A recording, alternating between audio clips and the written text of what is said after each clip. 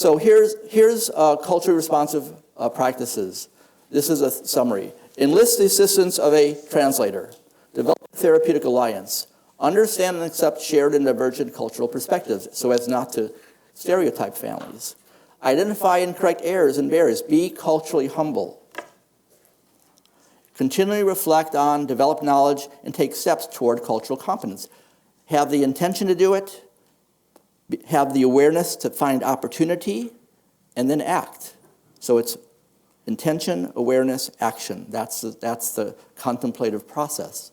Maintain integrity, and as every behavior analysis in the room needs to really underscore this point in their mind.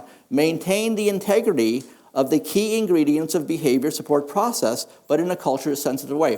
All our understanding of the laws of behavior operate and have to be worked through and worked on. But it has to be done in a culturally respectful way.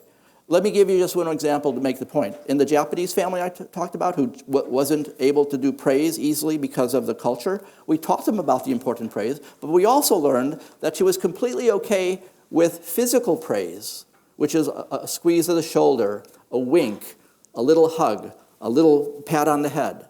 Those things were also reinforcing to the boy and easier for her to do culturally, more culturally comfortable. So we emphasized physical praise with that mother because that was more culturally fitting for her, and she was more able to remember to do it and to do it well.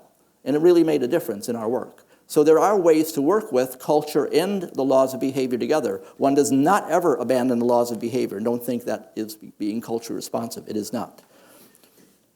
So implications for practice.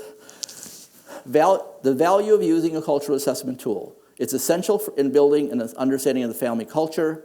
It provided guidance for developing cultural competence, and it prompted cultural self-reflection, which is very important. Also, the advantage of including evaluations of contextual and cultural fit. We had the family fill out during the intervention process a cultural and contextual fit questionnaire. It's vital in determining the extent to which service provision proceeded in a manner that was responsive to the culture in college. It allows you to make an adjustment along the way if you're not, if you get lower scores. The 6 themes may serve as a useful guide to interventionists. Those are the implications. But also I want to talk about cultural humility. So the psychologists Hook and Watkins view cultural humility as the foundational cornerstone of any and all cultural contact. This is a concept that has really grown in the field of clinical psychology in the area of culturally responsive service delivery. So I want to introduce this to you. These are the core features: being respectful and considerate of the other, meaning the family of this other culture in this case, being genuinely interested in wanting to understand the other's perspective, the family's perspective, not making foreordained assumptions about culture, not acting superior. That's very important. Because we know the laws of behavior and we see the operating from moment to moment, we might think we're better than others, but we're not. It just means we know. That's like the plumber saying he's better than me, or the doctor saying he's better than me because they can do certain things I can't do. No one's better than anyone. We're all human beings, right? We all deserve equal respect and regard.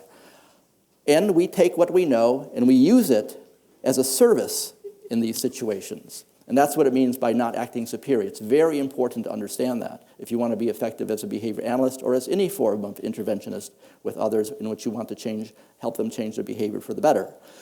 And not assuming that much is already culturally known about the other. So don't make assumptions that you already know. You should always be open to learning from that family. And that is coming out of the psychological literature. This is very important, and I encourage you to read Hook and Watkins' writings. Here are some limitations. We didn't show experimental control because we only showed 2 basic effects.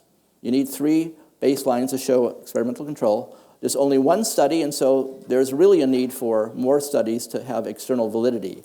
And also, it was time-intensive. We put a lot of work into this. Catherine put many hours into this. So we can't say it was efficient up front in terms of process, but it was incredibly efficient in terms of outcomes. The outcomes got to the point where one day, and I always enjoy reminding myself of this, because Catherine does this work. I wasn't there. I was just sort of in my office drinking coffee and talking to her.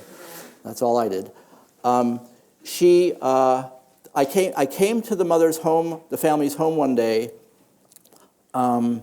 And the mother came up to me looking worried, and she said, Joe, because I'm doing some follow-up data collection, and she says, Joe, my friends and relatives are telling me that our child doesn't have autism anymore. And I said, no, no, no, no.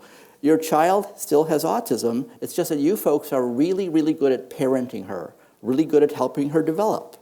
If you think she doesn't have autism, you may stop doing those things you're doing every day to make this all work. And so please, please don't buy into that point of view. You're just incredibly competent at supporting your child who has autism.